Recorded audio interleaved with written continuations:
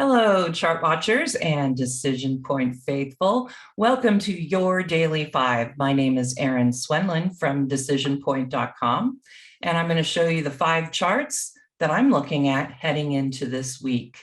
First, before I start, I do want to let everybody know I have a free Monday trading room for 1 hour. Gives you lots of information on taking your stock symbols, looking at what the market is doing, and showing you how I time my entries and exits. If you want to join, just go to the DecisionPoint.com homepage. You'll see this ad right here. Just click on it and you can register. You only have to register once. All right, so the question is, do we have a bear market? So I thought I would bring some charts, a few of them that tells me that there are definitely problems under the surface. And I think we're looking at a bear market here. We don't have the 20% decline that you normally will see for a bear market. So technically, we're not quite there. But I would say when I look at these charts that we are pretty close. All right, so here is the SPY. This is a 5-month candlestick chart. And what I wanted to point out about this chart is, of course, that here's our correction back here, made the attempt at the rally, pulled back to this area of support right here, and made that rebound. It looked pretty good. We were seeing some interesting growth stocks instead of all of the high yielders and the defensive areas of the market. Things were really starting to look good. And admittedly, I opened up my exposure somewhat to the market at that point. But then after we saw the top, I knew at that point we were in some serious trouble. We formed a double top. We had 3 days that were, well, today we're seeing a decline, 2 days, Thursday and Friday, that were pretty bad. And unfortunately, by turning those indicators or the price upside down, we ended up with our indicators, which were just starting to get positive. We had just seen a PMO crossover buy signal. RSI had gotten positive, and then the bottom fell out.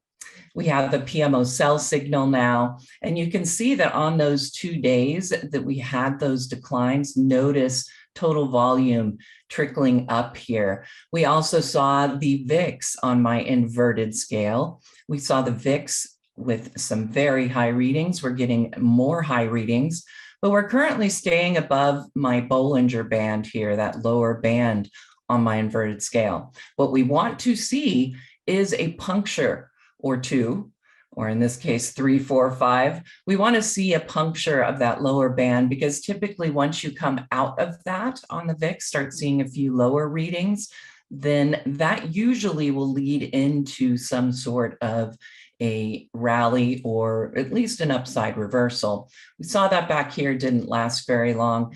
You can see right there with those VIX readings. Over here, we had multiple readings, but once we came out of that, you can see we did see rising prices. So that's kind of what we're looking for here. Unfortunately, I don't think that we're going to see a whole lot of rally out of those oversold conditions on the VIX. So stochastics are still pointing down. Right now, we're struggling to hold that 200-day EMA again. Let's look at some of our climax indicators. Last week, we did have 2 climaxes. Well, I should take that back. We had 3.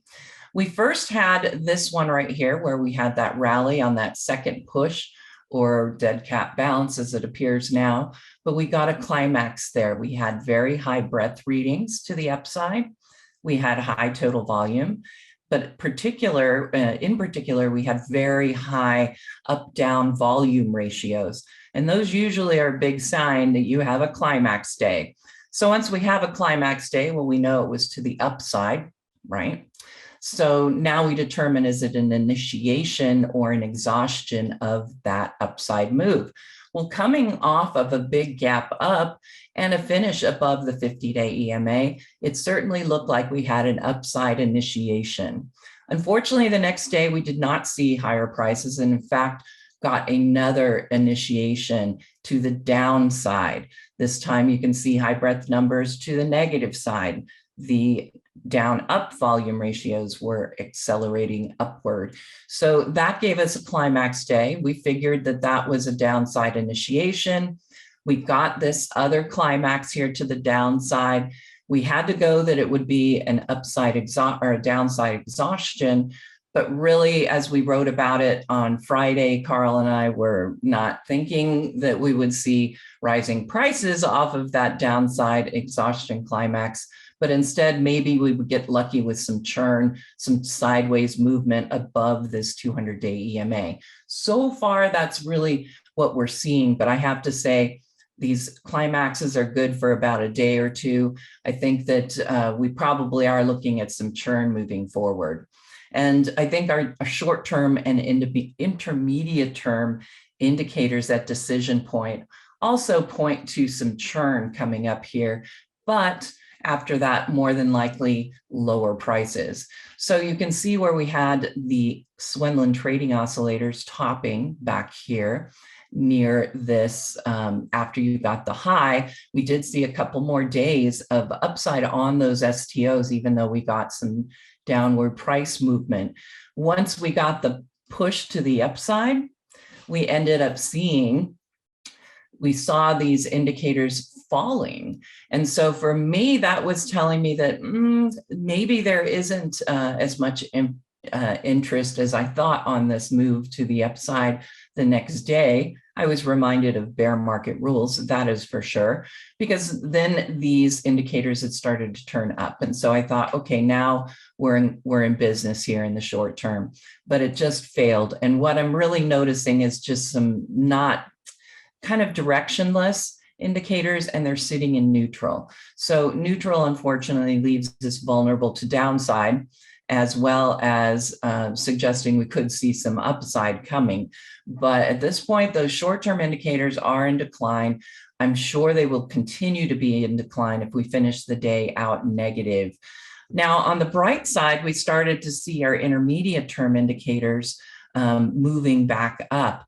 But on Friday, they turned back down before even hitting positive territory. All of these things make me incredibly nervous about whether we're going to hold this area of support at these tops back here. Doesn't look like a really strong area of support to me. So I am looking for another decline with a test of at least this area of support. Right now, though, because these indicators are somewhat mixed, I would say that we might get some more churn, but ultimately these indicators are not oversold or sold anymore. They have plenty of room to move back down. We didn't make much, we didn't manage to get very high off of these rising readings here on these indicators. And that tells me that there is a lot of market weakness going on.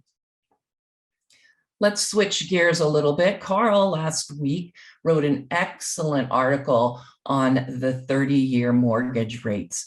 We follow these every Friday in our weekly wrap, amongst many other things that we cover: Bitcoin, oil, dollar, gold miners, all of the yields, the 10-year yield. We fill it with all of our indicators. So on Friday, you get a lot of information. But on the 30-year mortgage rate, he did write that for our DecisionPoint blog that is available to everybody on StockCharts.com. So you might want to check out that particular article. If you are a member of our website, DecisionPoint.com, you'll also find the link on our blogs and link page. But take a look at what has happened to the 30-year mortgage rate, according to the St. Louis Fed over here. I've been watching this, and I had written an article about this a while back. We had seen the bottoming of those mortgage rates. We got a move to the upside, but it didn't really get past that 3.2 level, fell back, and then we started to see another rise, setting up a double bottom. Unfortunately, on the mortgage rate chart, you don't really want to see prices moving higher, or in this case, the rates moving higher. But oh my goodness, in December and January, we saw a huge spike in the 30-year rate. And this is going to put I can't even try and figure out the right adjective, but this is going to put on extreme pressure onto the housing market, which has been red hot. Certainly in California, where I'm at, it's just been taking off. But when you raise the mortgage rate this high, it is going to give problems to first-time home buyers. It's going to make the amount of house a person can afford much lower. And if that's the case, you're not going to have those buyers at those higher prices, and you're going to see those housing prices cool. We're already looking at somewhat of a bubble again in the housing market, and this is looking like a pin. Gold, let's look at gold. Gold is starting to find some favor right now with the market looking very weak. The dollar has also been in decline, and has really helped gold. As you can see, as of today on GLD, we are hitting highs above those November tops right now. And it's looking pretty good here for gold. We're looking for a breakout. You can see the RSI is positive and not at all overbought. Stochastics are now above 80, which is telling you there's internal strength. Notice that when the stochastics are above 80 and stay above 80, that usually means you're in a pretty good rally. So we want to see the stochastics get up here above 80 and then stick around in that area.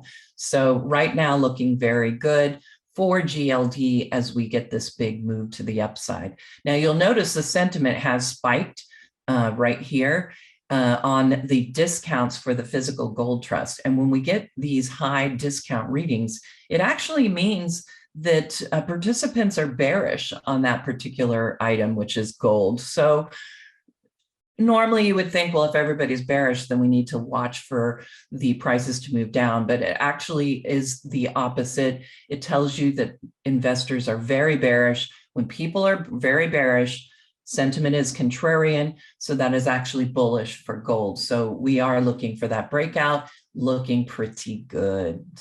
That's all I have for you. Again, Erin Swenlin from DecisionPoint.com. If you would like to try us out for 1 week, you can use a coupon code DP Trial, and that will get you a trial of both our Decision Point Alert, which is going to give you what I did today, all of that market analysis. Decision Point Diamonds is the stock picking blog, and we do a Friday subscriber only trading room for the Decision Point Diamonds, and you get 10 plus stock picks per week. That is all I have for you on the Daily 5. Thank you so much for watching, and come check us out at DecisionPoint.com. Hey guys, Dave Keller here with StockCharts.com. Thanks so much for watching our video. If you enjoyed it, and we hope you did, hit the like button right below. Also, we have so much new content every day. Consider subscribing to the channel. Just hit the subscribe button in the video or right below. Thanks for watching. Stay safe. Have a fantastic day.